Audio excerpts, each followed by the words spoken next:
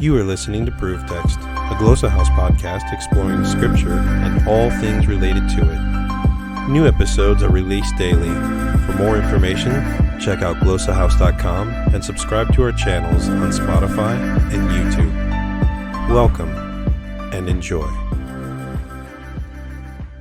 All right, what is going on, ladies and gentlemen? Welcome to the first episode of Faith Unaltered. I am your co-host, Tyler Fowler, and with me is my other co-host, Mr. David Russell himself. David, how are you doing tonight, brother man? Man, buddy, I am tired. What a week. I did 4 13-hour shifts back to back, and Brutal. I thought I was going to get off today at a decent time, but we had a lot of people going to qualify at the range, and they needed the help. So, Gotcha. yeah. But hey, when you do this type of work and you're doing ministry and you're called to it, you make these type of concessions, and you get into your car, you turn on your mic, you turn on everything, and you make sure that information gets out for people to hear. So That's right. That's what I'm honored to do, and that's what I love doing, and that's what I know pleases God. So at all times, be ready to give an answer. And so tonight, right. we hopefully have a lot of answers for you all on this first episode. We have with us Dr. Paul Anderson. Dr. Anderson is a professor of biblical and Quaker studies at George Fox University in Newberg, Oregon. In addition to teaching at George Fox, Dr. Anderson has served as a visiting associate professor at Yale Divinity School, a visiting scholar at Princeton Theological Seminary, a DAD professor at the University of Mainz, and a Fulbright specialist at Radboud University of Nijmegen. And that is in the Netherlands. Correct, Dr. Anderson? Yeah, that's correct. The other Netherlands. He also serves as an extraordinary, not just any ordinary professor, but extraordinary professor of religion at Northwest University at Potchefstroom, South Africa. Mm-hmm. And so, Dr. Anderson, the very first question I have for you is, first of all, how are you doing tonight? And could you explain for our audience what an extraordinary professor is? Well, thanks a lot, Tyler and David. Now, some people are ordinary, some are extraordinary. So I think that's part of the nomenclature. No, South Africa and several universities around the world draw in professors that will help them with their publications and with their research. Okay. And so I am drawn in as kind of a guest professor or extraordinary professor of religion at the Northwest University of Potchefstroom, South Africa. And basically, when I publish stuff and when I lecture, then they say, hey, he's one of ours. And it kind of helps their academic status. I also help their professors and their students get published and present conferences around the world. So in that sense, even though I live in Oregon, that I'm of service to that university and especially their biblical studies program. Okay, fair enough. So I'm assuming you go there. How often do you go to South Africa and the Netherlands? Yeah, I've been to South Africa twice, and I lectured at Potchefstroom and also at Stellenbosch. Okay. And I was a Fulbright visiting professor at Nijmegen in Netherlands, at the University of Mainz in Germany. That's a Deutsche Akademische, like a German visiting professor at University of Mainz. So yeah, I've done some things. Did my PhD in Scotland at Glasgow. So have done some international work with biblical studies as well. That's amazing. I've always wanted to travel the world. Scotland, Germany, you've hit two of my favorite places I've always wanted to go. So I've been to Mexico. My wife and I, for a honeymoon, we went on a cruise to Costa Maya and Cozumel. And that's as furthest I've been out of the United States, though. So I'm a little bit jealous, but that's amazing. Congratulations on that. David, is there anything you want to add before we jump in? Oh no, man, I'm pretty good. I think it's an amazing thing that you can just travel and lecture, and I think that's where you get that nice, practiced, smooth voice, Professor Anderson. Because I mean, yeah, you have a very, very distinct voice, and it had to take some practice. So it's pretty awesome to hear. Thanks a lot. So we are diving into the reliability of the Gospel of John. David and I have had some conversations with a few people now about the authenticity of John, and there has been some criticisms come up in a couple of our episodes. We're hoping to further that conversation with the gentleman that I'm thinking of, and hopefully we can get kind of to the bottom of those tonight. So I've invited Dr. Anderson. He is a Gospel of John specialist. That is one of your major studies, is the Gospel of John. You've written how many books on the topic now? I've written 3 books and edited another 15 books on John, and I've published over 100 articles on John. Okay. And then your other field of study is Quaker. Is that Quaker theology or just Quakers in general? How does... both Quaker beliefs and theology, and also Quaker history. So I was editor of our denominational magazine for 5 years, Evangelical Friend. And then I was editor of the leading theological journal of Quakers called Quaker Religious Thought for 11 years. I've written a book on kind of Christian discipleship from an evangelical Quaker perspective. I call it Following Jesus, the Heart of Faith and Practice.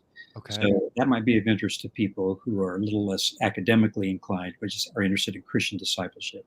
Absolutely. So hold on. Here's a fun question. Where do you stand on the whole pacifism thing?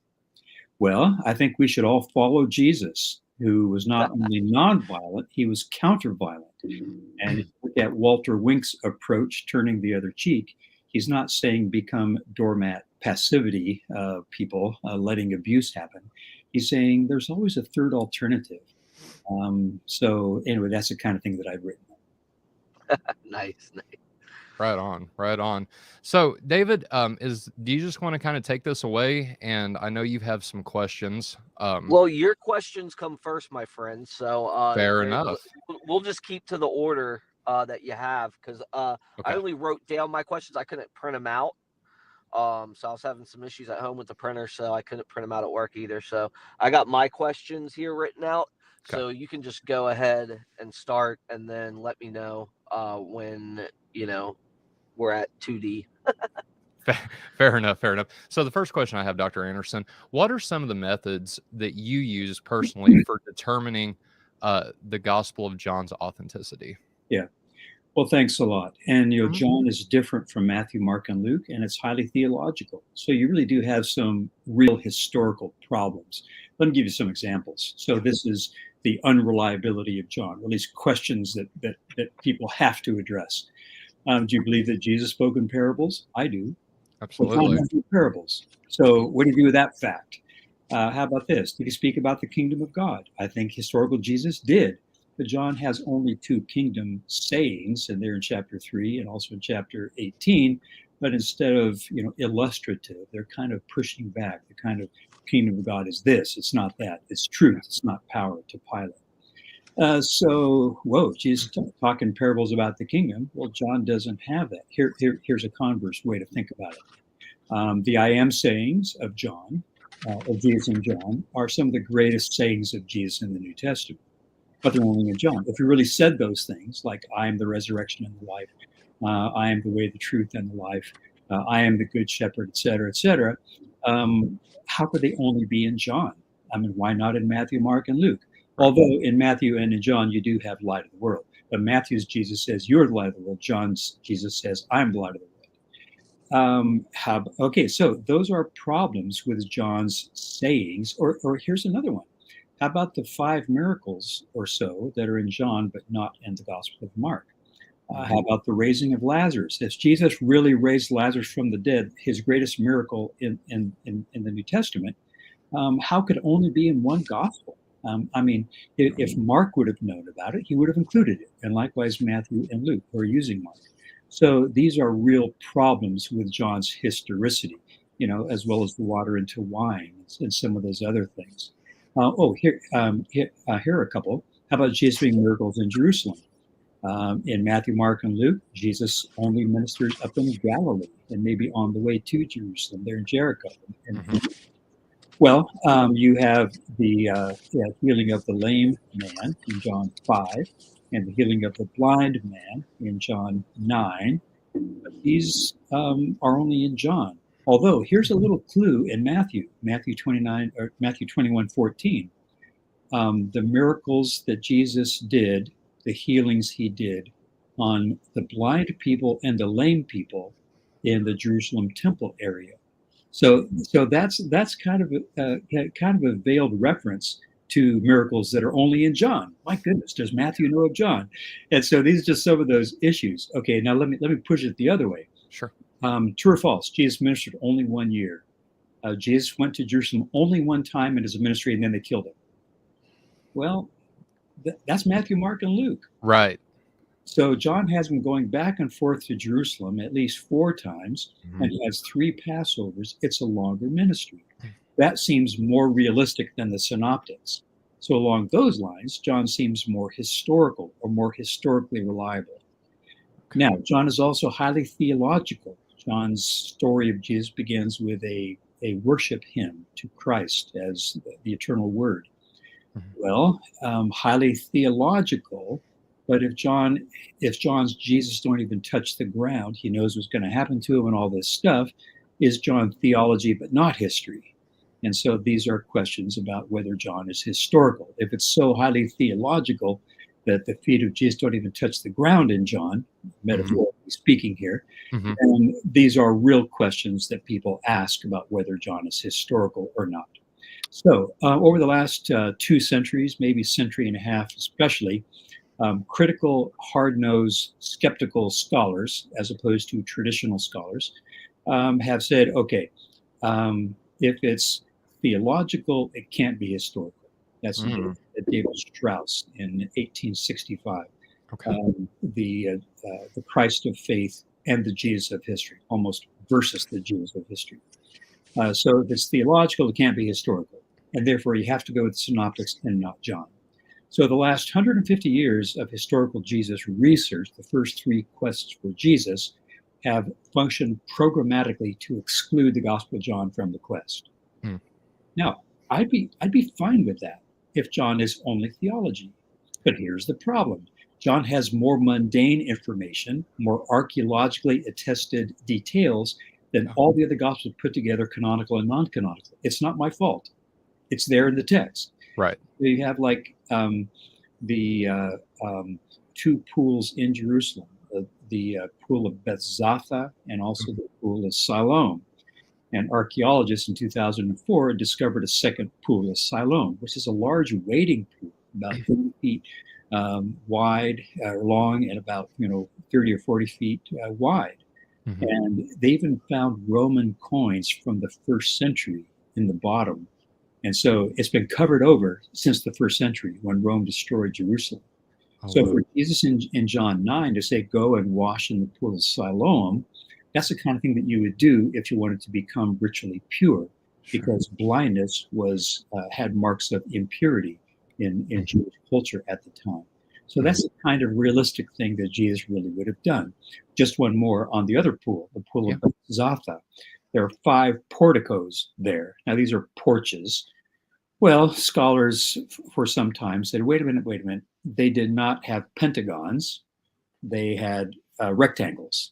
Okay. But they found that in the pool by St. Anne's Church there in Jerusalem, that there were actually 2 pools. And so you have 4 porches around the perimeter, but then you have 1 set of porches or in between. So you do have 2 pools. And James Charlesworth of Princeton even pointed out that the 2 pools in Jerusalem are mentioned in Qumran. So there's a whole lot of archaeological evidence that forces the objective scholar to look at John's presentation of Jesus as having more archaeologically attested details than all the other Gospels put together. And that's not explicable on the basis of John being theological only and not historical. Right. Let me ask you this just off the top. It sounds to me like a fallacy to say if something is theological, therefore it cannot be historical. Is that like a specific fallacy, or how would you kind of categorize that? Yeah, and I think that's a worthy consideration. Like if somebody says, man, our baseball team was really great, I mean, they could stop a speeding bullet. Mm. They could leap buildings with a single bound. Now you got kryptonite that's a problem, and the guy that went up to bat, he struck out. Right. Well, if somebody's telling that kind of a story, obviously appealing to miracles and the wondrous, well, that's superhero language. Mm-hmm. And so sometimes a scholar might say, hey, if somebody is okay, so from a naturalistic perspective, we know miracles can't happen.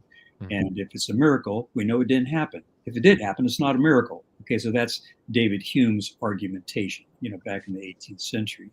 Yeah. But well, miracles are, a problem for naturalistic historians. What if Jesus was actually a healer? I mean, he was the only healer back then. From the synoptic perspective, what if he cast out demons? Now, John has no exorcisms. That's in the synoptics. Oh, but how about this?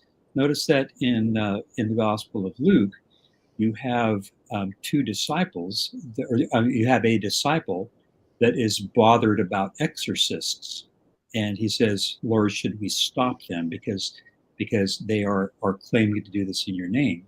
Mm-hmm. Well, the disciple who is uncomfortable about that is John, the son of Zebedee.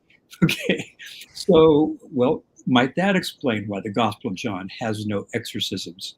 Maybe the author, whoever he might have been, didn't feel that that's a part of his, teaching about Jesus, in an Asia Minor setting.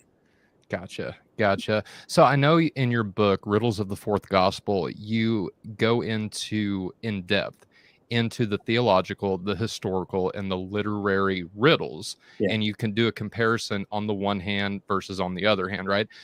As kind of a quick explanation, why are there those differences between John and the synoptics? Is there, or I'll just leave it at that. What's the reason for the differences between the two, in your opinion? Yeah. So let me say first about the reasons that the synoptics are so similar. Sure. And here is a place where scholars, I think, are correct. Matthew and Luke made use of Mark. 90% of Mark is in Matthew, a lot of it word for word. 60% is in Luke. Mm-hmm. So they used Mark as a literary source. They probably had a text. If it's the same version, who knows? So that will explain some of their similarities. Another feature, though, is that stuff in Matthew and Luke that's not in Mark, some of that's also similar. So that might be like 3 against 1 or 4 against 1 if Matthew and Luke might have used a common source for 230 of their verses that are really similar but not in Mark. So you have at least a Markan perspective that's very different from John. And so that's one reason that people say, well, wait a minute. Now, if John is the only gospel claiming to be written by an eyewitness, then how could it be so different? Or is it maybe claiming to be written by an eyewitness because it's a fabrication or it's a forgery or something like that? Mm-hmm. Well, again, Mark is the first gospel. Scholars think that, and I think they're right. If Mark is the first gospel, the traditional view is that it's by John Mark, who is not one of the 12. He's from Egypt, from Alexandria, and right. Supposedly he's kind of gathering Peter's sermons. And right. Yeah. And so to me, I think that makes sense. In my introduction to the New Testament called From Crisis to Christ, a contextual intro, I find about 5 features of Petrine tradition in the Gospel of Mark, in Peter's preaching in Acts, and then in 1 Peter and 2 Peter. So a number of phrases like the building stone, the builders rejected is now the cornerstone. Those kinds of features. So I'm saying I think there is good evidence for Mark gathering Peter's preaching and some other stuff. Sure. And kind of pulling that together so that when Peter dies, at least we have a record of apostolic preaching. Sure. Now, if he's doing that, though, what if, okay, so I have to go into a 2-edition theory of John. Feel free, yes. So I think that the best guess for some of these literary riddles then is that maybe chapter 21 and maybe chapters 15 to 17, maybe John 6, and then John's Christ hymn. This might reflect later material. Okay. I'm seeing like a compiler, like John the Elder. According to Papias in the 2nd century, there are 2 people named John at Ephesus. One is the disciple or the apostle, and one is John the Elder. Okay. So the author of the epistles calls himself the Elder. Mm-hmm. And how about this? He might also be the one who finalizes the gospel after the death of the beloved disciple. Okay. So whoever's writing John 21 says, Jesus never said he wouldn't die. Peter was wrong from day one. He never said he would live till I come again. Oh, is that pushing back against Mark 9:1? There are people standing here who will not taste death. I mean, whoa, maybe saying, hey, Peter got it wrong from day one. He never said that. He said to Peter, what is it to you if he lives till I come again? Again, I'm just guessing here. Mm-hmm. But apparently the beloved disciple has passed away, and the author of the epistles, maybe, is finalizing his witness. His testimony is true. We believe these things. Or John 19:34 and 35. The eyewitness, he saw this, and his testimony is true. Jesus really was human. He really suffered and died.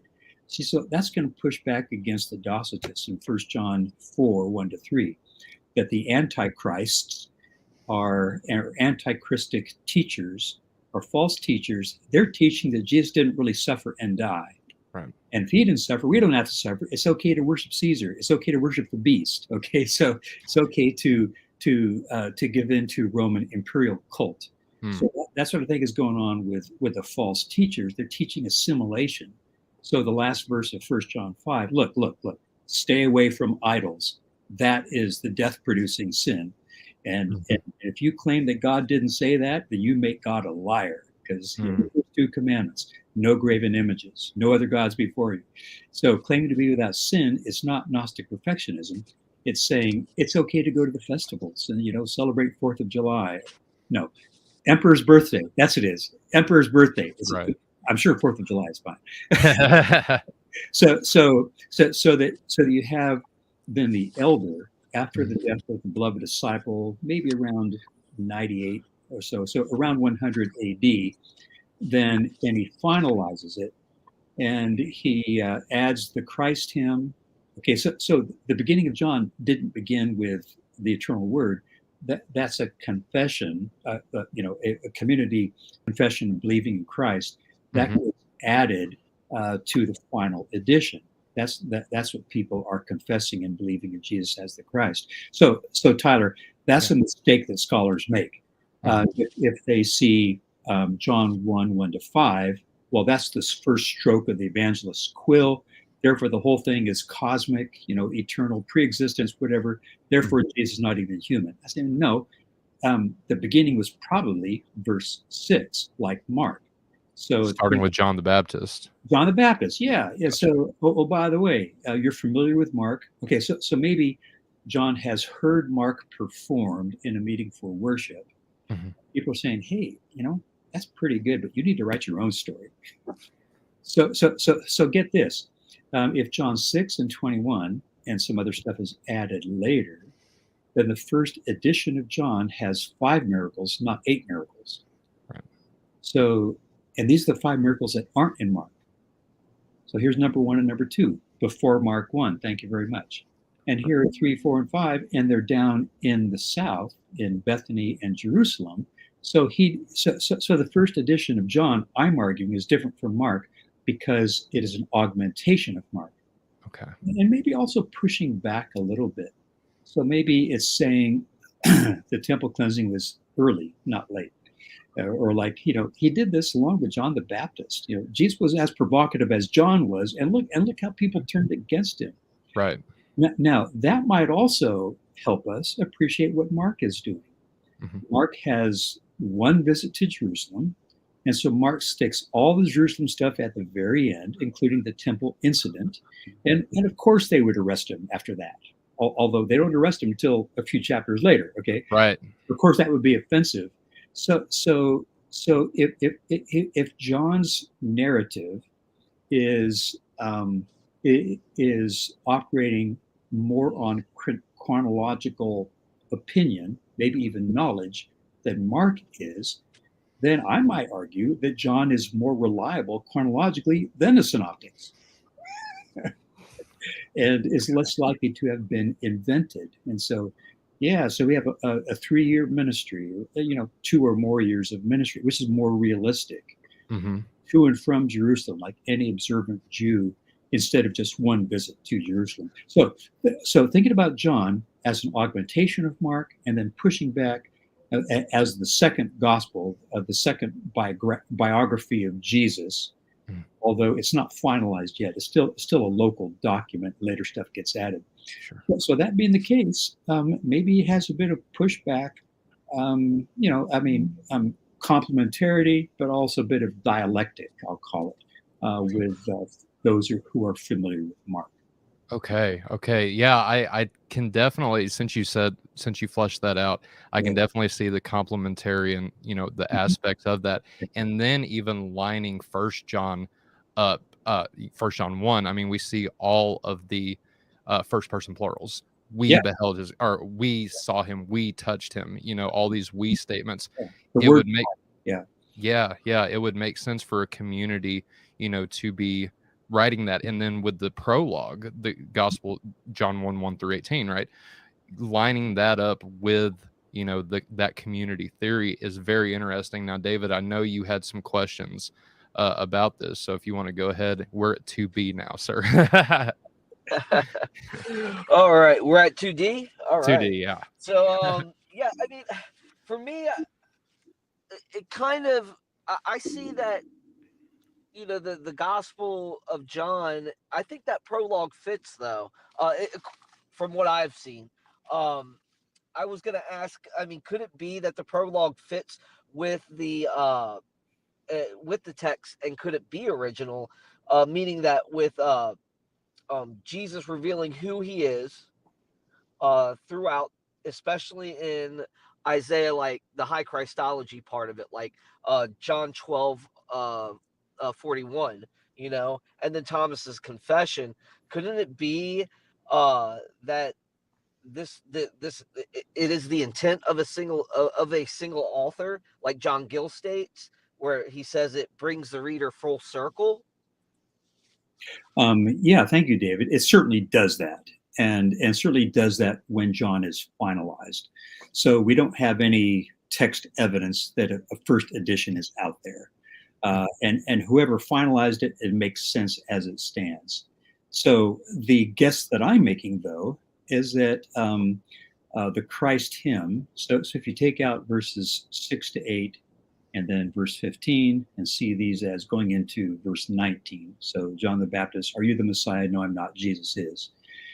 So if that might have been, kind of the first draft, then the 3 verse Christ hymn is a whole lot like 1 John 1 to 3. And here we have in 1 John 1 to 3, what we have seen and heard, and from the beginning, and the word of life. And so that is a community confession. Now, if it's written by John the Elder, I mean, all this could be written by the same person. But if you have 2 Johns at Ephesus, and this is John the Elder, who is one of the disciples of John the Apostle, right, then where did that stuff come from?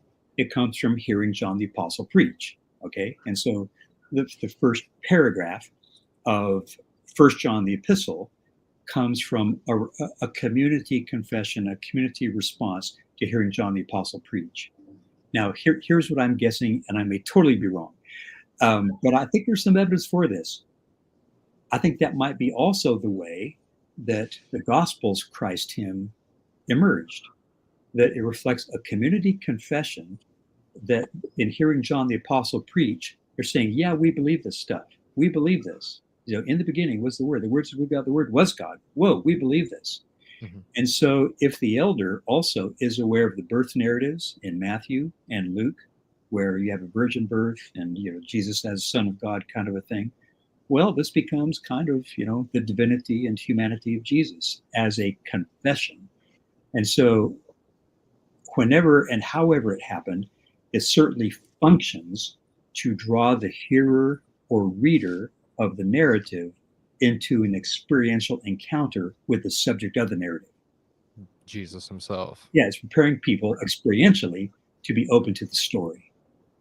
And so, now what I'm guessing, at least putting out there as a possibility, among, critical scholars or composition scholars, Mhm. I wonder if it also emerged as a response to hearing the preaching, and it's a confession. Yeah, we believe this, and then it gets added as a new introduction. So anyway, that just might be a guess that I'm making.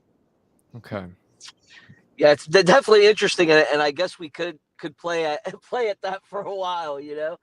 because I'm a master student, and I just love this part of and I find really amazing that you're bold in saying, hey, look, John, the Gospel of John could even be more accurate than the Synoptics. I don't hear that often.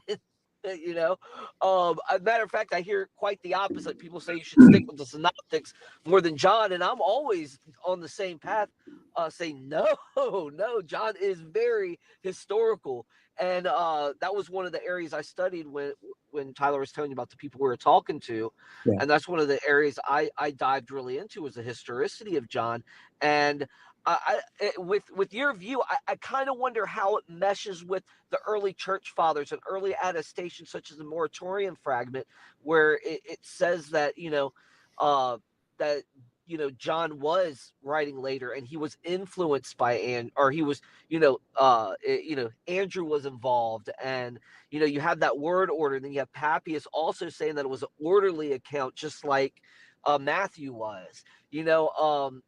I'm not sure if you've heard of Richard Balcom's work. You probably Oh have. yes, He's a critical scholar.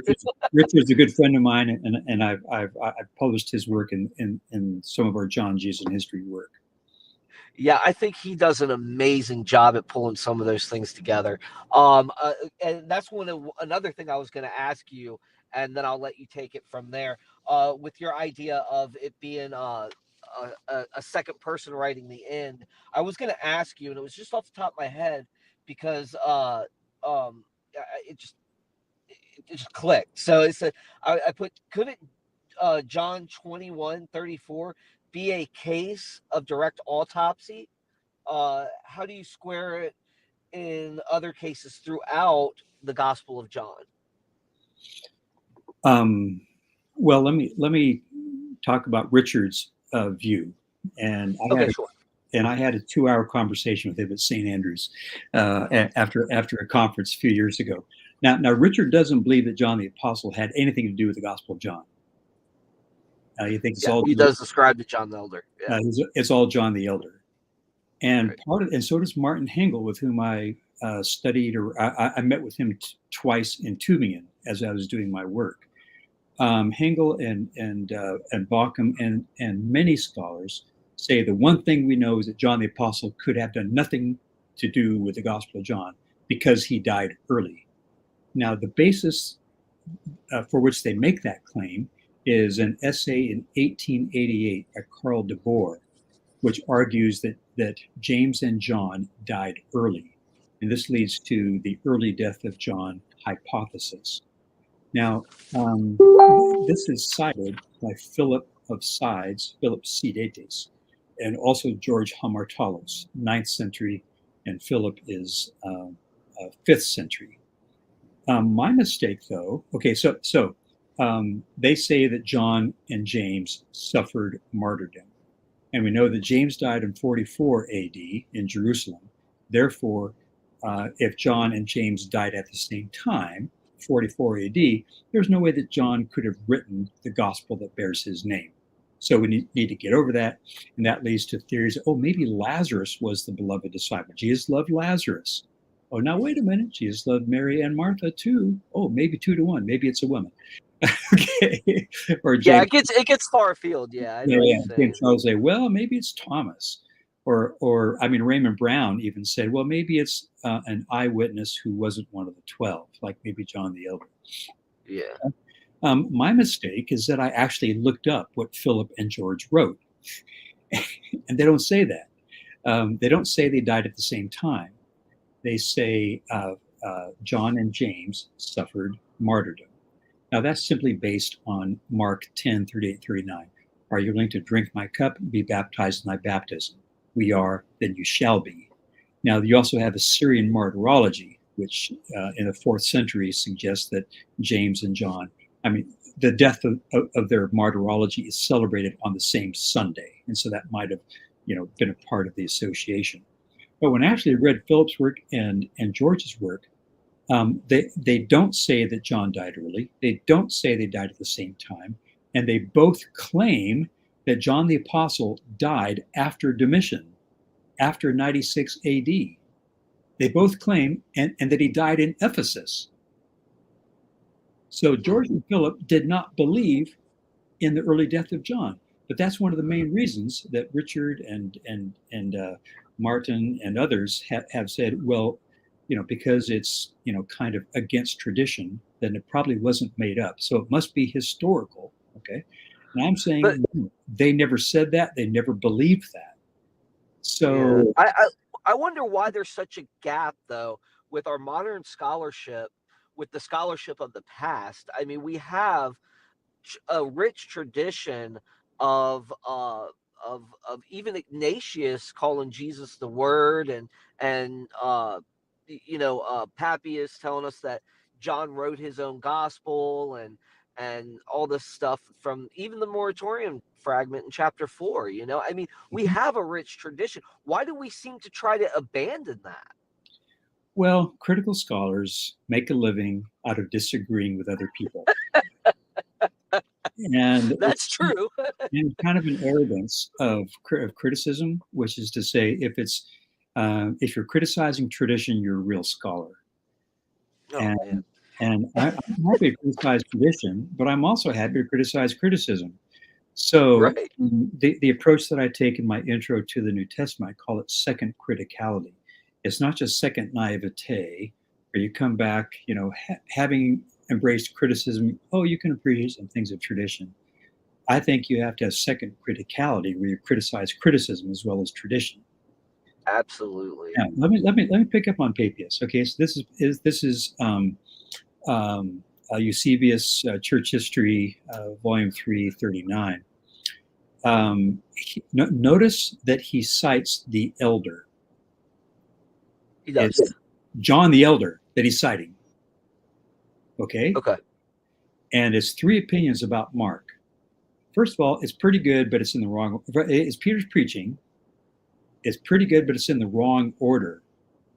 So that's a Johannine opinion, that Mark's pretty good, but it's in the wrong order. So maybe that's why John has an early temple incident, because he thinks Mark is in the wrong order. Okay, I'm not saying he's right. I'm saying that would make sense. That is a Johannine opinion cited by Papias. Mark is pretty good, but in the wrong order. Criticism number 2, pretty good, but it's not really history. He's just kind of packaging the Jesus story to the needs of his audience.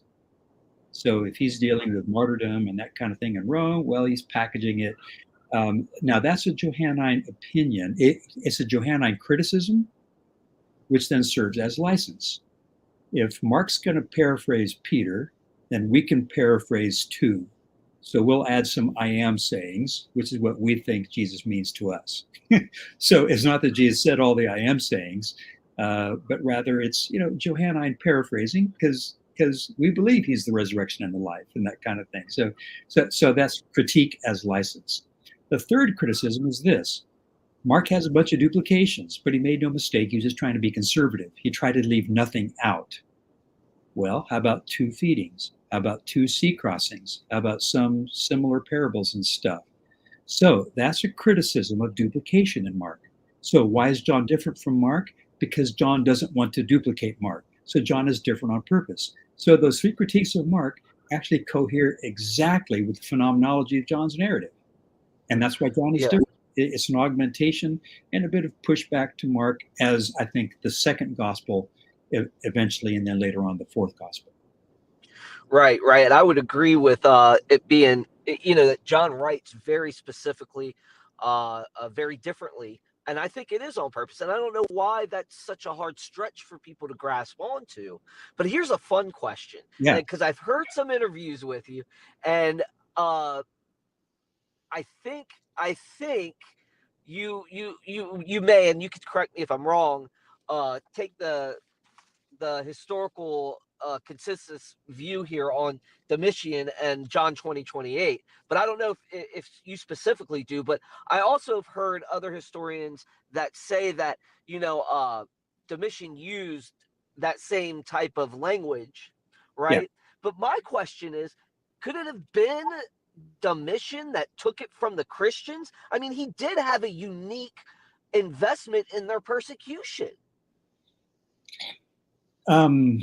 Could be. I'm not sure how much Domitian really knows about Christians. I mean, basically, he wants to make sure that Jewish people don't rebel again, because he's been one of the generals with his father Vespasian and his brother Titus, who mopped up Jerusalem, and so he gouges people with required emperor worship. That you've really got to worship Caesar to make sure we don't have Jewish insurrectionists.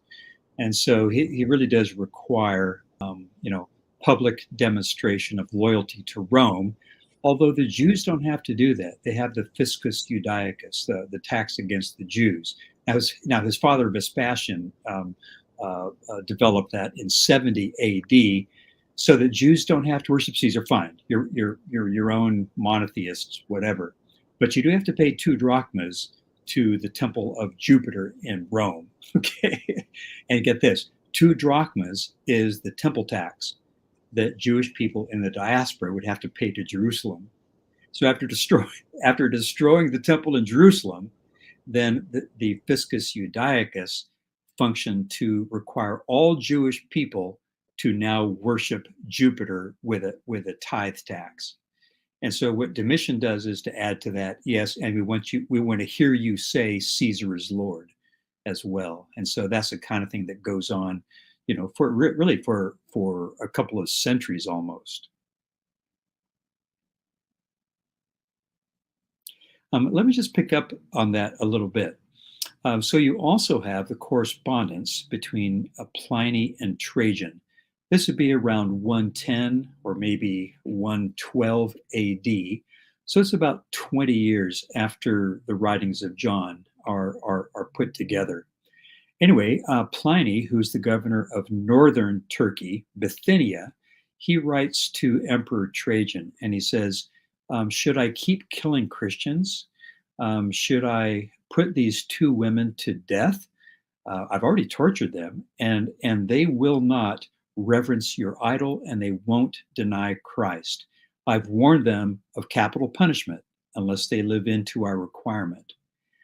Well, he also mentions that some Christians, or some people that are accused of being Christians, he said, some people we've brought up to trial, and they are willing to worship your idol, to worship your image. They are willing to deny Christ. Some of these people, and they say they've been doing this for 20 years, okay? They said, we're not Christians. We just meet with those Christians on a day of the week, eating common food, singing a hymn to Christ as though he were God, but we're not really Christians, and we'll be happy to worship Caesar and to worship your idol. So that suggests that some people are really willing to worship Caesar.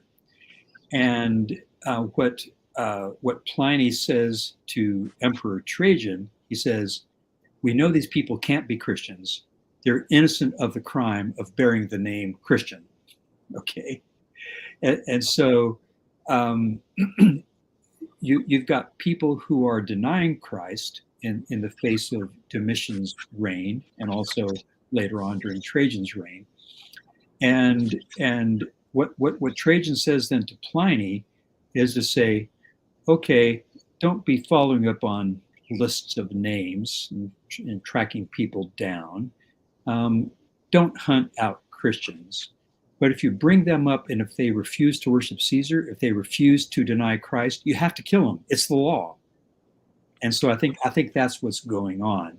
And so at the very least, David, to present Thomas as saying something Lord and God, that's the kind of claim that Domitian is requiring even of his lieutenants, even before he becomes emperor. To me, that suggests a confession that is anti-imperial at the very least. Oh, wow. Yeah, I mean, there's just so much history you could spend a lifetime on, as you can attest. But yeah, so I mean, that's really all I wanted to cover here. I know Tyler ended up having to take his child to the ER, so we just asked for prayer for his little lady. But is there anything else that we can add here to help us understand that John is a reliable gospel, that we can put our trust in it? And would you have anything else that you would like to bring to the table with that? Yeah, and so here I want to push back against history as the sole measure of truth. It's inspired by God. It's in the canon, and so it's true. The question is, how is it true? So I want to push back against people who say the only way for it to be true is to be true historically, or for those who say, well, if it's not true historically, then it's not true at all. How about being true theologically? Or how about being true aesthetically? Or does it speak to you existentially? So I'm going to say that there are many levels on which gospel truth can be embraced by people. I do think that it does reflect a theological interpretation of Jesus, and it functions that way, but I think it has a historical root. I think it's also delivered for the history of the audience, 7 crises over 7 decades, and is telling the story of Jesus as different audiences need. And so I think it's also crafted to address the developing history of Johannine Christianity. But I think it's rooted in memory as well as theological expansion. So the question is, how is it true? And how does God speak to us through it? And I think that's the way to read the Bible and all other literature as well. Yeah. What about, okay, so you did mention Lazarus, and I did want to bring this up earlier, but it kind of slipped my mind. But sorry, 13 hours can drain you. Yeah. So with Lazarus and John mentioning Lazarus versus the synoptics, could that be an actual case of protective anonymity? Oh, that's what Richard argued in an essay that he wrote for me. Yeah. and also so did Ben Witherington in John Jesus in History, Volume 2. Yeah, it could be protective anonymity. I prefer an approach along these lines. First of all, not all disciples were with Jesus all the time. Secondly, not all disciples preached the same stuff. Third, Mark might be hearing Peter, but I doubt if Mark heard everything that Peter preached. Okay, so arguing from absence or silence is really weak argumentation. I do think that if Mark and Matthew would have known about it, they would have included it. Well, Luke does have a dead man Lazarus, doesn't he, as a parable? So Luke has Mary and Martha, 2 women. Okay, I'm arguing that Luke has access to John's tradition. So the preaching of John the Apostle, or the early Johannine tradition, I think is one of Luke's sources. Luke departs 6 times, at least 72 times from Mark in ways that coincide with John. Yeah. So we have the right ear is cut off, 1 feeding, not 2. Peter's confession is after the other feeding. Mary and Martha, a great catch of fish. At the transfiguration, they beheld his glory.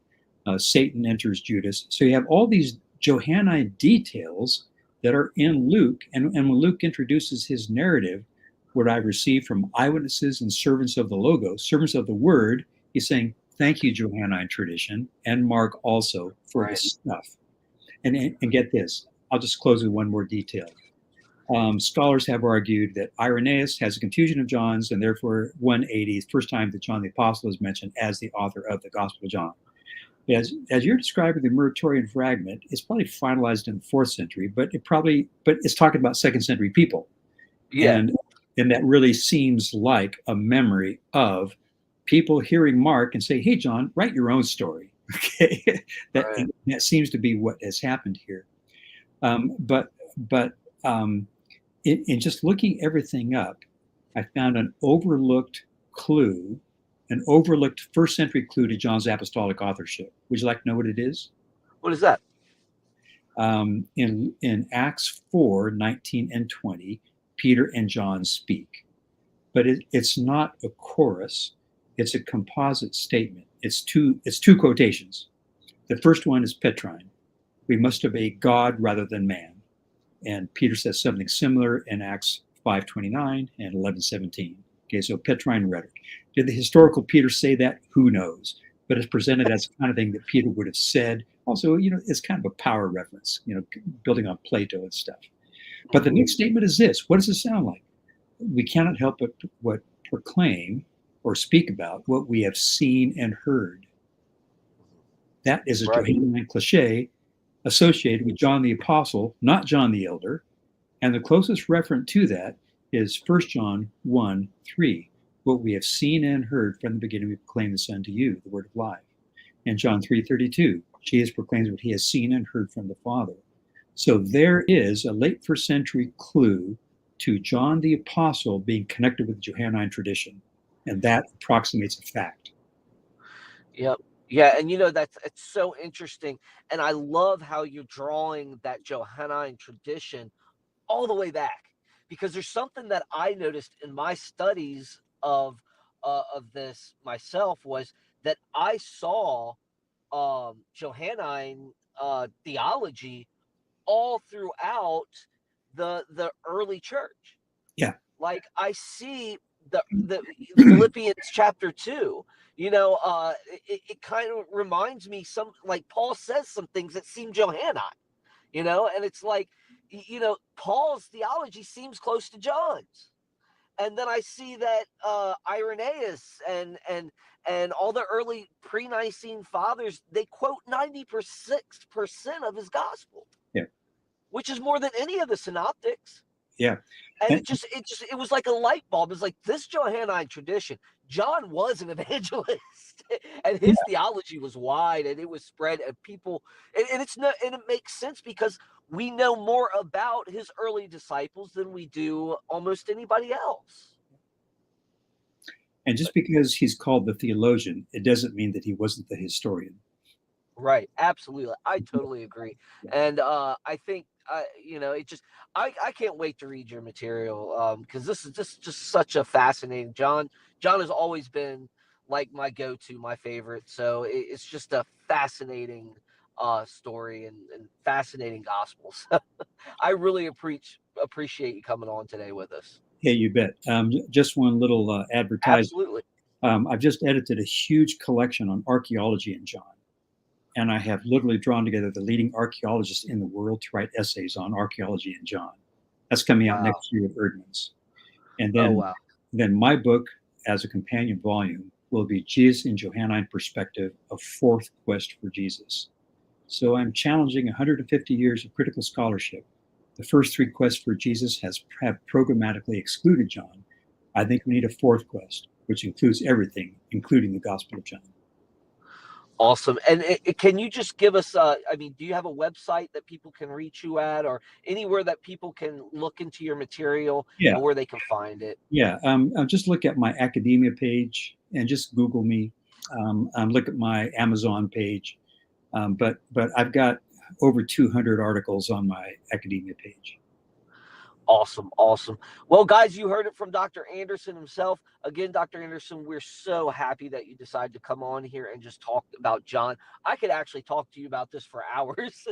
I love all this stuff and the history behind it. One of the early times that when I started studying history, I was really fascinated with the first century was Roman battle formations. It was just one of the things that really was like fascinating to me, and it gave me even more of a love for the first century, and then I got saved, and then that was even more of a driving force to really get into the culture of it, and it's just like it blows me away every time I look into it. So again, I really appreciate you coming on and being with us, guys. thank Dr. Anderson. If you have any questions for us, you can just leave them in the chat box. Again, thanks again, Dr. Anderson. Everybody have a good one. We hope to see you again next time. Okay. Thanks a lot, David. Bye-bye now. Bye-bye. What is going on, ladies and gentlemen? What a great discussion with Dr. Paul Anderson. I just wanted to take the time to thank Dr. Anderson again for doing this. We need, I promise y'all, in these times, we need to understand why it is we believe what we believe. And whenever we have a scholar on to talk the reliability of any of the New Testament books or even the Old Testament books, it just personally brings my confidence up more in the Bible and in God's word. And so again, a huge thanks for Dr. Anderson. I know David hit it in the video. The reason I didn't hang around, my little girl, she got super, super sick really, really quick. And so we ended up having to take her to the ER. But she's doing much better now. And so a big thanks to David for taking over for me in that situation. I really appreciate that, brother. But y'all stay tuned. We've got one more debate coming up for you on our Faith Unaltered launch week. And it's, oh man, I'm so excited to have Dr. Jonathan McLatchie and PhD candidate Michael Granado to debate whether or not Christianity is true. So 7:30 p.m. Eastern time, that starts. And that's what's up next on our Faith Unaltered launch weekend event. So thank you all for checking this out, and check out the debate next. We'll see you soon. Bye. Interested in growing your ancient language skills but not sure where to start? Glossa House can help. From illustrated readers and short stories to lexicons and grammars, Glossa House offers a variety of resources for beginning, intermediate, and experienced ancient language learners. Head to glossahouse.com today. Glossa House, language resources for the global community.